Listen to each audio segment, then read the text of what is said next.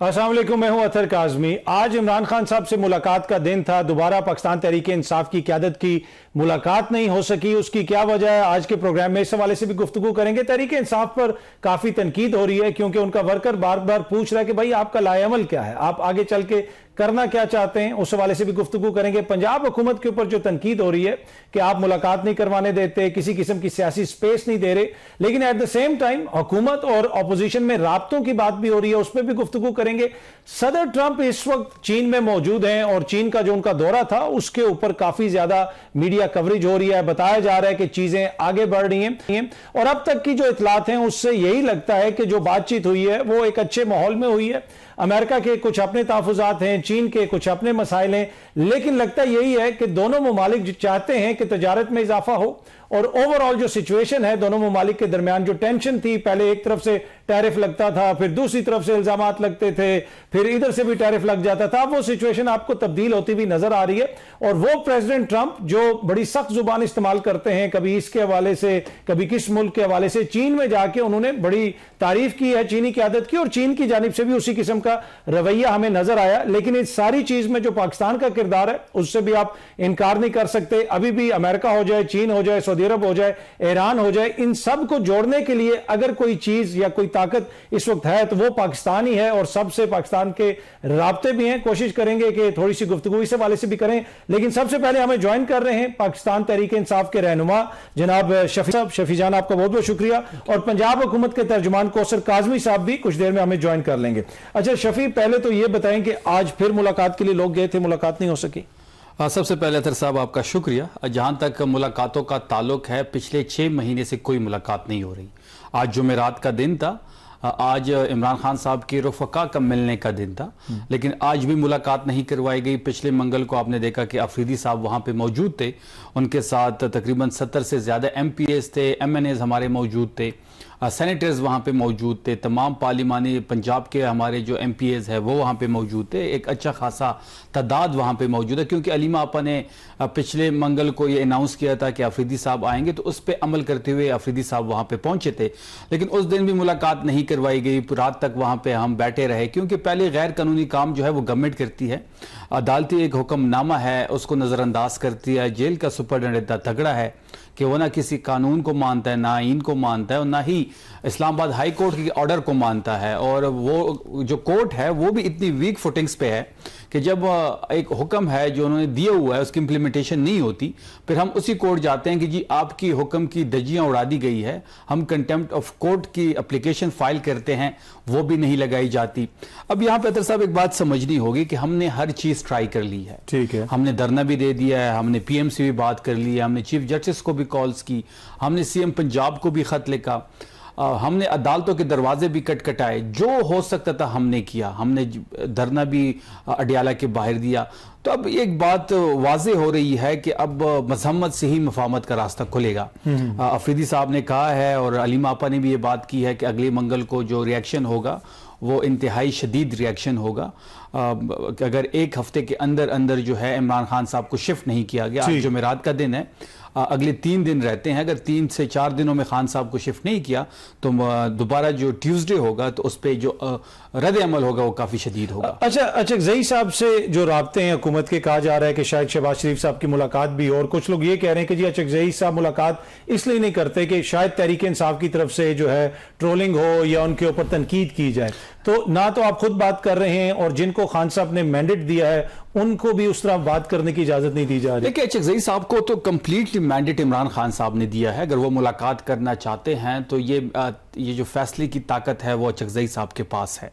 चकजई साहब के साथ हम कुछ चीज़ों पे जो है वो फंडामेंटली कुछ हमारे पॉइंट्स हैं उस पर हम उनके साथ एग्री हो चुके हैं, जिसमें फ्रेश इलेक्शन है, मैंडेट की वापसी है, नया इलेक्शन कमीशन ऑफ पाकिस्तान है, 64,000 जो FIRs काटी गई हैं ना हक, उसकी वापसी की बात है, और इमरान खान साहब की रिसाई की बात है, डॉक्टर्स की रिसाई, फैमिली की मुलाकात की बात है। अगर इन बातों पर गवर्नमेंट बात करने को तैयार है तो चकजई साहब के पास कंप्लीटली इख्तियार है कि वो गवर्नमेंट से बात करे, लेकिन मुझे नहीं लगता कि ये तमाम तर चीज़ें जो है वो गवर्नमेंट के इख्तियार में हैं, इसलिए गवर्नमेंट भी मुलाकात से कतरा रही। और हमने एक चीज को अतर साहब देखा है कि जब भी हमने इमरान खान साहब के मुतालिक कोई भी चीज, डॉक्टर की रसाई हो, फैमिली की मुलाकात हो या फिर जो भी चीज़ खान साहब की रिलेटेड हमने देखी है, इस गवर्नमेंट को बेख्तियार हमने पाया है।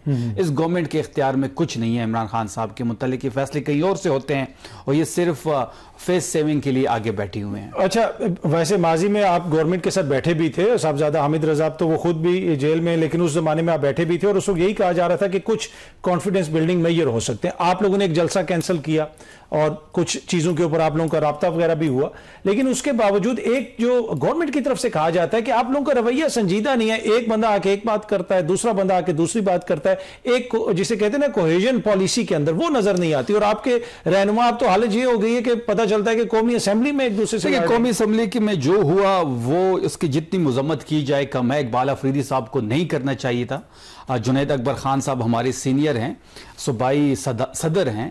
ख्वाजा आसिफ की तकरीर हो रही थी तो जुनैद अकबर खान साहब ने यह कहा कि इनकी तकरीर ख़त्म होने दे तो इसको मैं रिप्लाई करूंगा। तो इसी पे तू मैं हुई जो नहीं होनी चाहिए थी और जुनैद अकबर खान साहब की बड़ी कुर्बानी है। जुनैद अकबर खान साहब ने कहीं भी किसी जगह पे किसी पार्टी रहनुमा के खिलाफ कभी पब्लिकली कुछ नहीं कहा। तो इकबाल अफरीदी साहब का जो रवैया था वो अफसोसनाक था। देखिए, जहां तक बात आप कह रहे हैं कि जी एक जगह से फैसले नहीं होते या हमारी लीडरशिप जो है इन ऑर्डर नहीं है, एक बंदा एक बात करता है, दूसरे बंदा दूसरी बात करता है। देखिए, तहरीक के हवाले से तमाम तर जिम्मेदारी अचकज़ई साहब के पास है। तो आप लोगों के ऊपर कोई जिम्मेदारी नहीं है? मतलब आप सब इमरान खान के नाम पे वोट लेके आए हैं, इतने ज्यादा एमएनए हैं, इतने एमपी हैं, अचकज़ई साहब कहें जी हमने कुछ नहीं करना तो आप लोग भी कोई तहरीक कुछ नहीं चलाएंगे? देखिए, एक मैसेज भिजवाया गया अंदर और वो ये कहा गया कि हम तैयार हैं, अगर आप चाहते हैं खान साहब कि हम इस्लामाबाद आए, लॉन्ग मार्च करें, पिंडी आए, 26 नंबर पे बैठना हो, जो भी आप ऑप्शन देंगे, सुबह बंद करना, हम तमाम चीज़ों के लिए बिल्कुल कंप्लीटली तैयार है। वहाँ से ये मैसेज मिला कि आपने जो भी फैसला करना है आपने अचकज़ई साहब से कंसल्टेशन करनी है, राजा नासिर साहब से कंसल्टेशन करनी है। फिर इसी ज़मन में सोहेल अफरीदी साहब की पिछले दिनों मुलाकात भी हुई थी अचकज़ई साहब से और अचकज़ई साहब ने बड़ा कैटेगोरिकली ये बात कही है कि जो भी फैसला होगा वो मैं करूँगा क्योंकि ये जिम्मेदारी मेरी है, आप गवर्नर्स को देखिए। लेकिन हमारी तैयारी अतर साहब बिल्कुल कंप्लीट है। अचकज़ई साहब जो भी फैसला करेंगे, वो अगर लॉन्ग मार्च की कॉल देते हैं, इस्लामाबाद आने की बात करते हैं या फिर अगर मुज़ाकरात की तरफ चलते हैं, हम हर चीज के लिए तैयार हैं। लाखों लोग जो होंगे वो अफरीदी साहब खैबर पख्तूनख्वा से लीड। ठीक है। पंजाब हुकूमत के तर्जुमान जनाब कौसर काज़मी साहब भी हमारे साथ हैं। आपने सुना काज़मी साहब, शफी जान साहब से अभी बात हो रही थी कि खान साहब से जो मुलाकातों का सिलसिला है वो रुका हुआ है और आज फिर दोबारा मुलाकात नहीं हो सकी।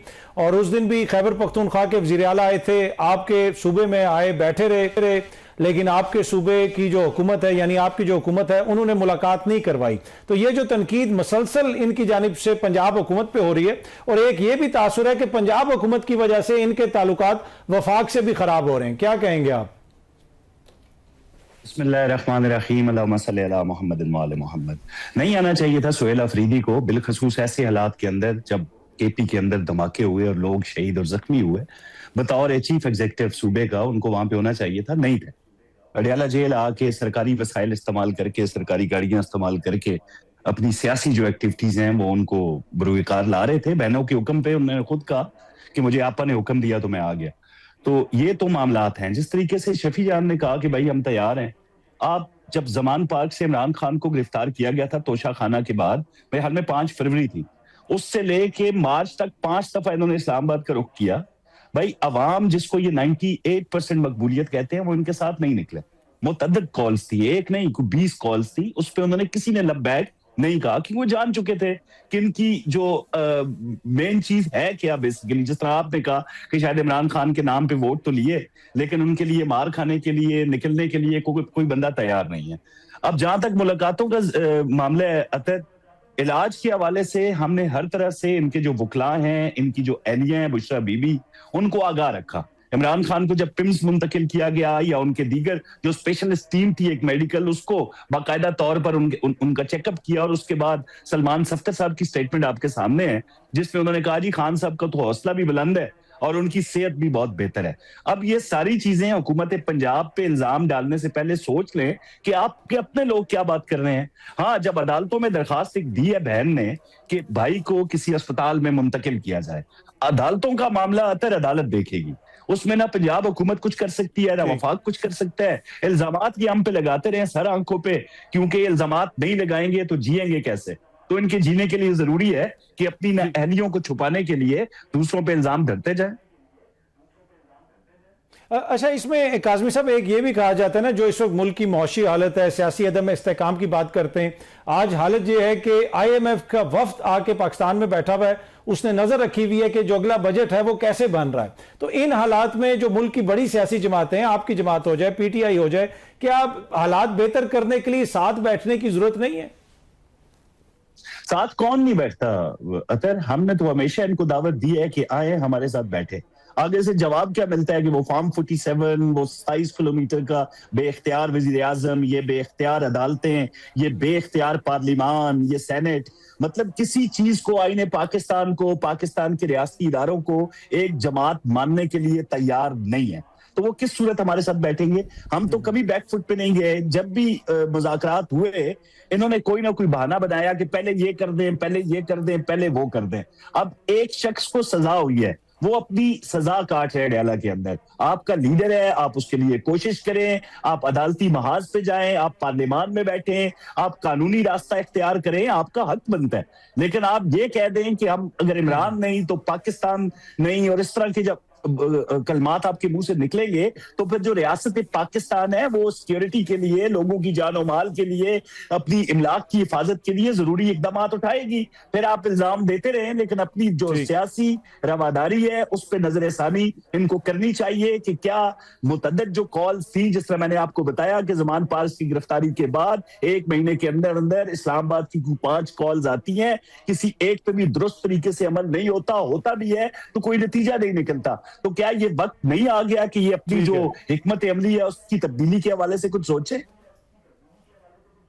जी शफी जान साहब, कुछ सोचें। और जिस तरह उन्होंने कहा कि आपके सूबे में गवर्नेंस के इतने मसाइल हैं, वज़ीर आला इधर आके बैठ जाते हैं। देखिए, पहली बात यह है कि इन्होंने कहा कि जी हमारे पास कोई लोग निकल नहीं रहे, तो फिर हमें एक्सपोज होने दें। आप दे दें हमें NOC लियाकत बाग की, हमारे पास तो कोई स्ट्रीट पावर नहीं है अकॉर्डिंग टू देम। तो कौसर काज़मी साहब हिम्मत करें, पंजाब हुकूमत के तर्जुमान हैं, ये अपनी हुकूमत को कहें, अपनी एडमिनिस्ट्रेशन को कहें कि हमें दे कोई NOC, मीनारे पाकिस्तान की दे दें, बड़ा ग्राउंड है, हम और एक्सपोज हो जाएंगे। बात बड़ी वाज़ेह है कि इनको खौफ है अफरीदी साहब से भी और इमरान खान साहब से भी। जहां तक गवर्नेंस की आपने बात की, तो बनू में धमाका हुआ, वहां पे सुहेल अफरीदी साहब खुद चल के गए हैं। हंगू में सिविलियन लोगों पे माटर गोला गिराया गया, वहां पे 2 बच्चे शहीद हुए और 4 मजीद अफराद, मतलब 6 अफराद शहीद हुए, तो वहां खुद CM अफरीदी साहब गए। गवर्नेंस के लिहाज से सूबा खैबर पख्तूनख्वा सबसे आगे है। मैं तो बार बार इनको चैलेंज कर रहा हूं कि आए बैठे, एक टेबल पे बैठते हैं, किसी ऑडियंस के सामने बैठना है, किसी कैमरे के सामने बैठना है। आप अपनी परफॉर्मेंस ले आए, हम अपनी परफॉर्मेंस ले आते हैं, कोई सियासी बात नहीं करते, दूध का दूध पानी का पानी हो जाएगा। आप पंजाब की हुकूमत से क्या? मैं तो कह के थक गया हूं, कोई मेरा चैलेंज लेने को तैयार नहीं है।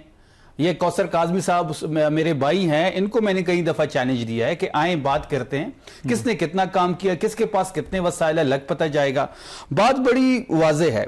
इन्होंने कहा कि जी इलाज के हवाले से बुशरा बीबी को आगाह किया जाता है, हमें कोई एतबार नहीं है इनकी किसी स्टेटमेंट पे। अगर चलो मान लेते हैं एक सेकंड के लिए कि आप वो बीबी साहिबा को इत्तेमाद में लेते हैं, तो जाने दें, जब सब कुछ ठीक है तो डॉक्टर की रसाई दें, वहां पे टेस्ट होने दें, ज़ाती डॉक्टर उनसे मिलेगा, ठीक होगा, बाहर आके हमें बता देगा क्या छुपाया जा रहा है 6 महीनों से जो आइसोलेशन में डाला हुआ है। और बात रही गवर्नेंस की, तो ये मैं चैलेंज कर रहा हूं इस हुकूमत को, किसी एक सेक्टर में, ये 4 साल से ये टोला मुसल्लत है, ये छोरों का जो गुलदस्ता है, जो 17 सीटों पे पूरे पाकिस्तान पे अजाब की तरह मुसल्लत है, यहां की तो गवर्नमेंट ही IMF चला रही है। अभी आपने कहा है कि जी IMF की टीम बैठी हुई है, बजट भी IMF ही इनको लेके देगी। इनके पल्ले क्या है? इनको तो 150 का पेट्रोल महंगा लग रहा था, 420 का सस्ता लगता है। 1200 का आटा इनको महंगा लग रहा था, 2800 का सस्ता लगता है। अद्वियात 50% जो महंगी हुई है वो इनको सस्ती लगती है। एक सेक्टर में ये हुकूमत बता दे, फैक्ट्स एंड एक्सपोर्ट्स को लेके, रोजगार को लेके, इंडस्ट्री को लेके, इकोनॉमिक को लेके, डॉलर को लेके, ज़र मुबादला को लेके, जहां पे इस हुकूमत की कोई परफॉर्मेंस हो, ये अजाब की तरह मुसल्लत है। जितना जल्दी इनसे छुटकारा हासिल किया जाए पाकिस्तान के हक में बेहतर होगा। जी काज़मी साहब, आपने सुना, एक तो ये जो इजाजत वाली बात, ये हर प्रोग्राम में शफी जान साहब कहते हैं कि जी हमें NOC दें जलसा करने की, तो जमहूरियत में तो मेरे ख्याल में ये तो एक मिनिमम सी चीज है, कम से कम इनको जलसे की इजाजत तो मिल जानी चाहिए। रिहाई फोर्स, डंडा बरदार, किलों वाले डंडे तोड़ देंगे, मार देंगे, झुका देंगे, जला देंगे, इस तरह की गुफ्तगू से बाहर आए तो इजाजत के बारे में कोई भी हुकूमत सोच सकती है। ऐसी सोच रखने वाली जमात को कोई मुहज़्ज़ब मुआशरा, मुहज़्ज़ब रियासत इजाजत नहीं देती जिसके एजेंडे पे top of the list Imran Khan फिर पाकिस्तान हो। आपको हंसी नहीं आई वैसे शफी जान ने जिस वक्त कहा कि केपी के अंदर गवर्नेंस के हवाले से आप देखें मेरे साथ मुकाबला करने, तो मेरे शुक्र है कहका नहीं निकल गया यार।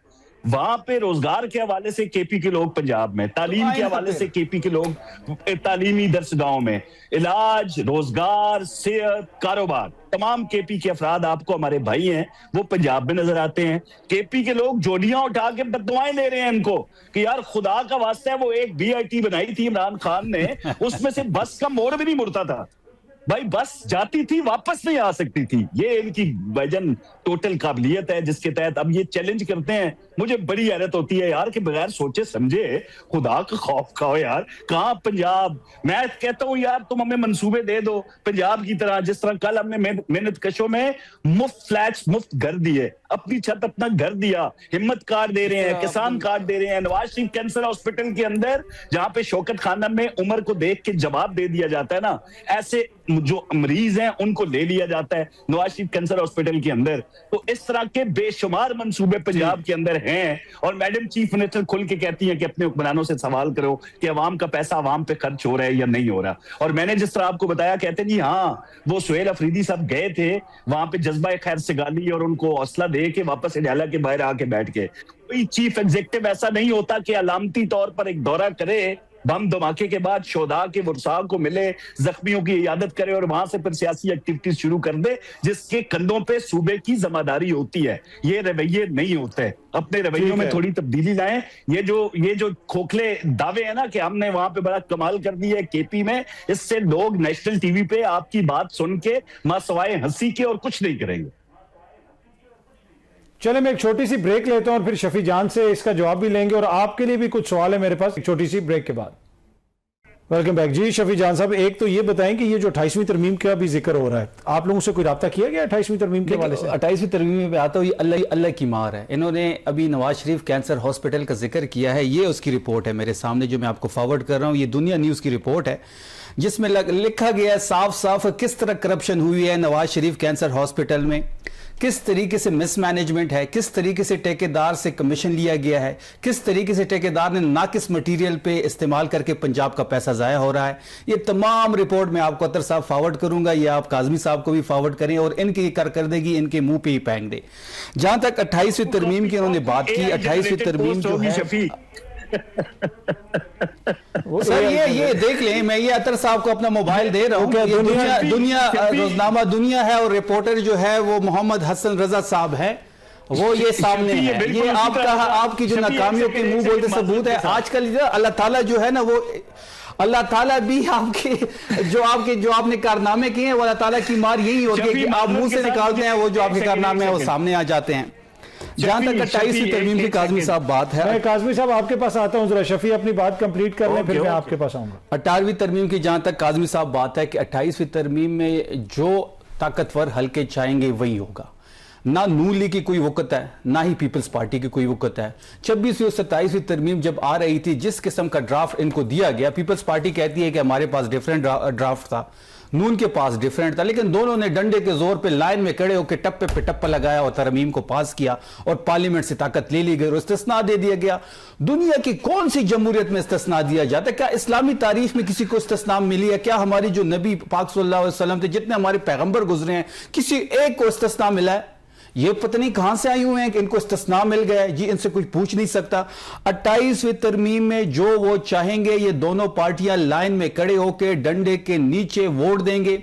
अभी आप काजमी साहब से पूछ ले, इनको कुछ नहीं पता कि 28वीं तरमीम में क्या है। जो होगा, ये 17 सीटों के लोग उन्होंने भर्ती किया है, उन्होंने बैठाया हुआ है, जिसने आपको बैठाया आप कि आपका ये रवैया है जो सियासत को बेहतर नहीं होने देता। अगर एक नई तरमीम आ रही है, आप सियासी लोग हैं, आप इनके साथ बैठे, अपने पॉइंट सामने रखें, यार ये भी शामिल करो इसके अंदर। देखिए, हम 28वीं तरमीम में अगर ये NFC के अवार्ड की बात हो रही है तो इससे सबसे ज़्यादा जो है वो छोटे सूबे मुतासिर होंगे, बलूचिस्तान और खैबर पख्तूनख्वा। हम तो किसी चीज़ के हक में नहीं है ना, हम 26वीं के हक में थे कि आप पार्लियामेंट से ताकत ले लें, आप सुप्रीम कोर्ट के ऊपर एक और अदालत बना लें। आपने कोर्ट्स जो थे वो बिल्कुल महकूम कर दिए हैं, वह खाली बिल्डिंग्स रह गई हैं। जो जुडिशरी का हाल है, अगर जुडिशरी बेहतर होती तो पाकिस्तान का ये हाल होता।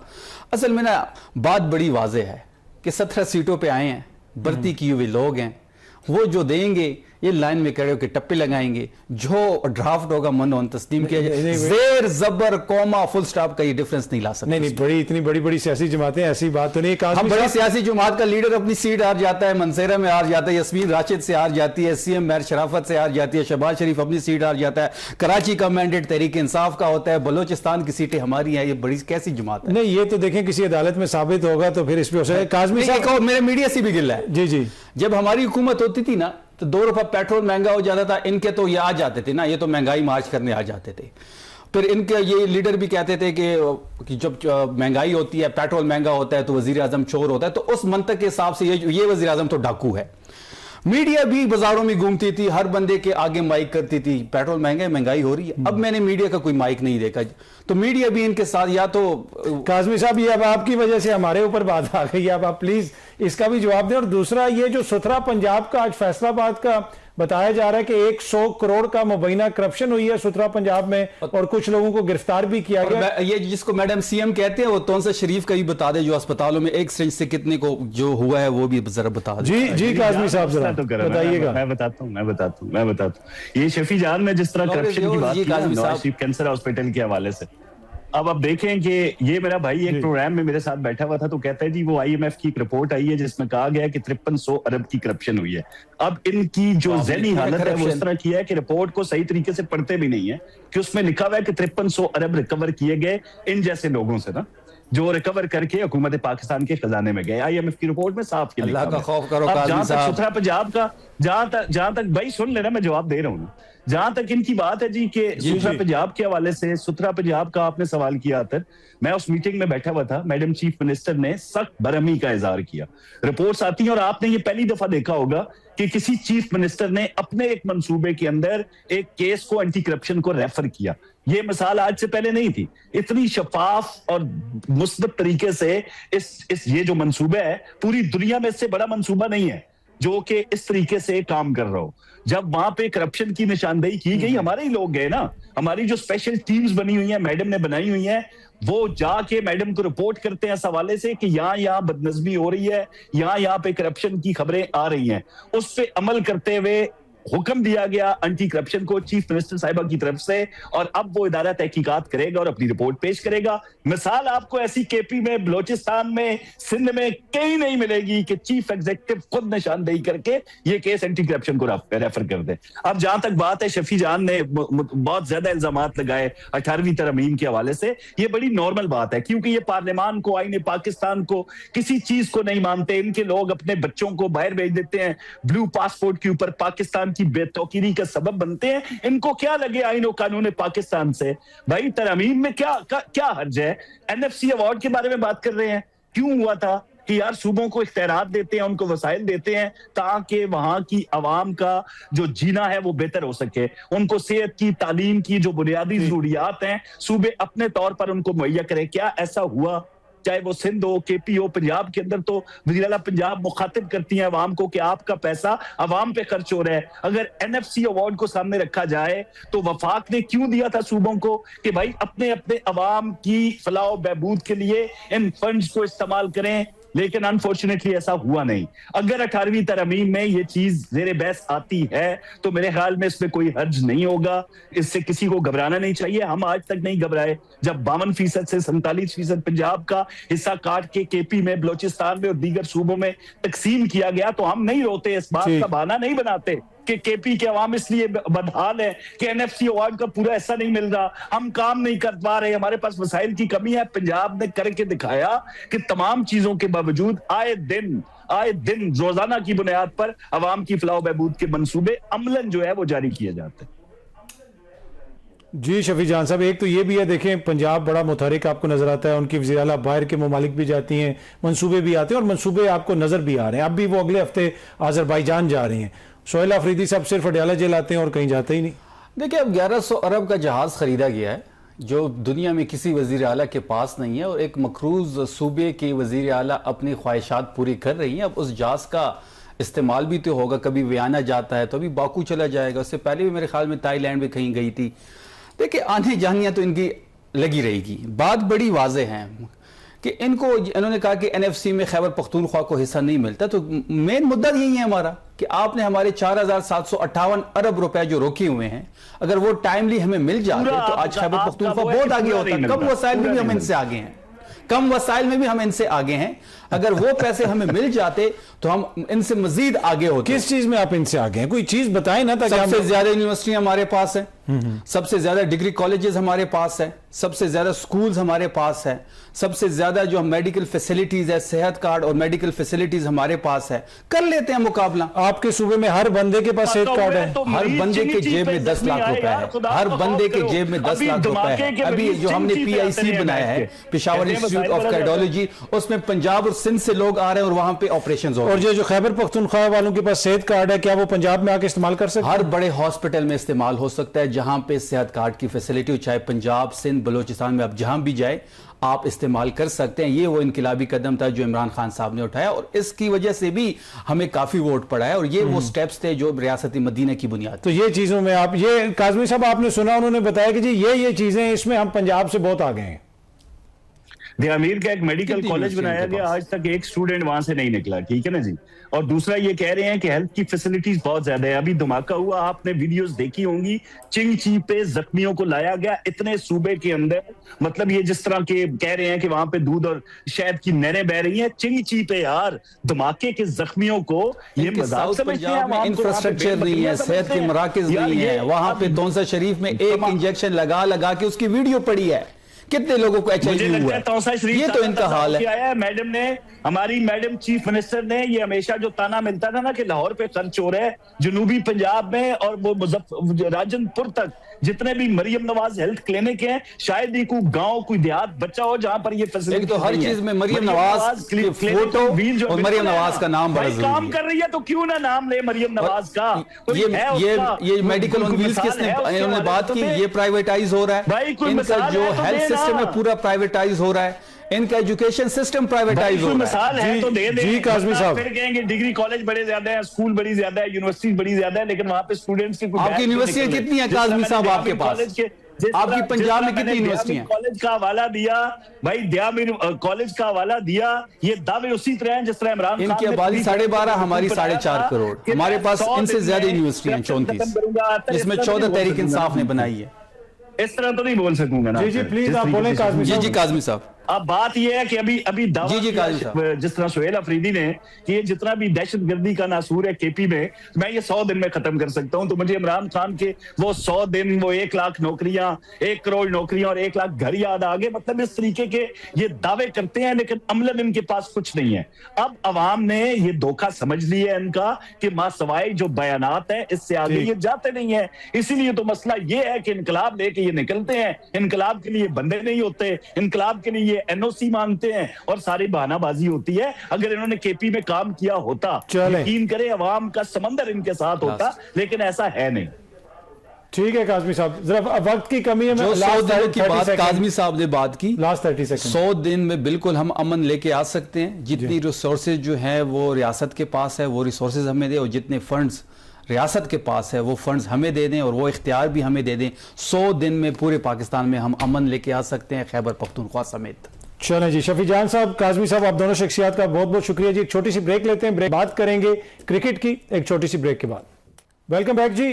बात कर लेते हैं थोड़ी सी क्रिकेट की। क्रिकेट के हवाले से बहुत सारे दावे किए जाते हैं, टीम बेहतर हो रही है या बेहतर नहीं हो रही, बहुत सारी चीजें आप डिस्कशन में सुनते रहते हैं। इस वक्त भी पाकिस्तान की टीम बांग्लादेश में मौजूद है और बांग्लादेश से पहला टेस्ट भी पाकिस्तान की टीम हार गई है। तो आज पाकिस्तान की क्रिकेट टीम कहां पे खड़ी है, जो मुख्तलिफ मसाइल हैं वो क्या हैं, इस हवाले से गुफ्तगू करेंगे। सीनियर स्पोर्ट्स जर्नलिस्ट जनाब मिर्जा इकबाल बेग साहब ने हमें ज्वाइन किया। सर आपका बहुत बहुत शुक्रिया। पहले तो जरा ये बताइएगा बेग साहब कि ये जो पाकिस्तान टेस्ट मैच हारा है बांग्लादेश से, इसकी बुनियादी वजह क्या आपको नजर आती है? बहुत बहुत शुक्रिया अतर काजमी साहब। इसकी बुनियादी वजह एक तो टीम का गलत सिलेक्शन था। 11 रुकनी टीम पाकिस्तान की दुरुस्त नहीं थी, और सबसे ज्यादा मेन रीजन ये है कि हम लोग T20 क्रिकेट खेलकर खुशी के शादियाने बजाते हैं और उसकी बड़ी हाइप क्रिएट होती है कि PSL हो गई, T20 क्रिकेट हो गई। लेकिन क्रिकेट का जो असल हुस्न है वो टेस्ट क्रिकेट है, जहां आपकी स्किल्स, आपका टेम्परामेंट टेस्ट होता है। और टेस्ट क्रिकेट 1877 से खेली जा रही है। आप अंदाजा लगाए 149 बरस हो गए। पाकिस्तान 1952 से टेस्ट क्रिकेट खेल रहा है, लेकिन हमारे खिलाड़ी अब उनकी आदत हो गई T20 क्रिकेट खेलने की, तो वो टेस्ट मैच भी T20 की तरह खेलते हैं। जिस तरह आपने देखा कि ढाका टेस्ट की चौथी इनिंग्स में जब पाकिस्तान 263 रन का हदफ चेस कर रहा था, तो पाकिस्तानी टीम तकरीबन 53वें ओवर में ऑल आउट हो गई। यानी कि टेम्परामेंट ही नहीं है, स्किल्स ही नहीं है। बॉलर्स की स्पीड 130 132 हो गई है, क्योंकि वो 4 ओवर्स करते हैं T20 क्रिकेट में। टेस्ट क्रिकेट में आपको लंबे स्पेल्स करने पड़ते हैं। तो ये बहुत सारी वजूहात है जिनकी वजह से पाकिस्तान को हजीमत से दो चार होना पड़ रहा है। अच्छा मिर्जा इकबाल बेग साहब, जिस तरह आपने कहा कि 2020 डिफरेंट फॉर्मेट है, ऑब्वियसली वनडे डिफरेंट फॉर्मेट है, अब ये ज्यादा 2020 खेलते हैं, लेकिन बांग्लादेश की टीम जिसको हम आसानी हरा देते थे, उनके प्लेयर्स भी 2020 खेलते हैं। वो कैसे एडजस्ट कर रहे हैं टेस्ट क्रिकेट में, और हमसे नहीं हो रहा? तो कहीं ना कहीं कोई ट्रेनिंग में किसी चीज में कुछ ना कुछ मसला तो है। अतर कादमी साहब, जिस तरह आपने ट्रेनिंग की बात की, आप देखें ये अलमिया है कि शॉन टेट जो ऑस्ट्रेलिया के साबिक टेस्ट फास्ट बॉलर है, वो पाकिस्तान के साथ 1 साल तक बॉलिंग कोच रहे। अब वो बांग्लादेश के बॉलिंग कोच हैं। पाकिस्तानी लेग स्पिनर मुश्ताक अहमद जो पाकिस्तान में ट्रेनिंग किया करते थे, वो बांग्लादेश के स्पिन बॉलिंग कोच हैं। फिल सिमंस उनके हेड कोच हैं। और वो जो क्यूरेटर जो पाकिस्तान आया था एडी हेमिंग्स के, जिसने पिचेस बनाई थी, वो अब बांग्लादेश चला गया, वहां पिचेस बना रहा है। और फिर उनके अशरफुल जो उनके साबिक कप्तान है, वो उनके बैटिंग कोच हैं। तो इसका मतलब है उनका जो स्टाफ है, जो जिसे कहना चाहिए कि टीम मैनेजमेंट है, वो बड़ी जबरदस्त है। हमारे यहाँ तब्दीलियों पे तब्दीलियां होती हैं। अब एक नया हमारा सेटअप गया है। उमर गुल बॉलिंग कोच हैं, सरफराज अहमद हेड कोच बन गए, असद शफीक जो है वो बैटिंग कोच बने हुए हैं। बहुत सारी चीजें हैं। तो हमें और उनमें फर्क ये है कि हमारे यहाँ प्रोफेशनलिज्म की कमी है। वो अपने ग्रास रूट लेवल के टैलेंट को उभार कर सामने ला रहे हैं। अब आप देखें ना कि पाकिस्तान कभी बांग्लादेश से नहीं हारा, लेकिन 3 test matches on a trot हार गया बांग्लादेश से। जिम्बाब्वे की सिर्फ टीम ऐसी है जो उनसे 3 test matches on a trot हारी है। तो इससे कहीं ना कहीं तो खामी है पाकिस्तान में। हमारे यहाँ प्रोफेशनलिज्म की कमी है, टीम का सिलेक्शन सही नहीं होता, और 11 रुकनी टीम का तो सिलेक्शन गलत हुआ, जिसकी वजह से हमें ये खमियाजा भुगतना पड़ा। अच्छा, ये जो सारी आपने चीजों की निशानदेही की, जब आपकी बात होती है, चाहे वो मैनेजमेंट के लोग हों या वो लोग हों जिनको इनसाइड की खबरें, क्या ये जो सिस्टम है PCB के अंदर जो इन सारी चीजों को देखता है, वहां पे इन चीजों का इदराक है? आपको ये उम्मीद है कि इनसे कुछ हम सीखेंगे, चीजें बेहतर होंगी? कभी सर्जरी की बात होती है, कभी लोगों को फारिग करने की बात होती है, लेकिन घूम फिर के फिर हम वहीं पे आ जाते हैं। आपने सही पॉइंट आउट किया अतर कादिम साहब, मुस्तकिल मिजाजी की कमी है।